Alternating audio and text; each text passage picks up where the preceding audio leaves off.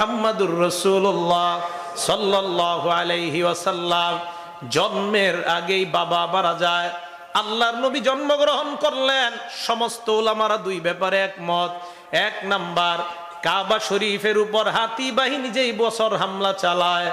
দুই নাম্বার, রবিউল আউয়াল মাসে জন্ম।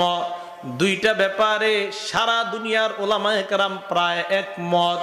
এক নাম্বার, কাবার উপর হাতি বাহিনী যেই বছর হামলা চালায়। দুই নাম্বার, আল্লাহর নবীর জন্ম রবিউল আউয়াল মাসে।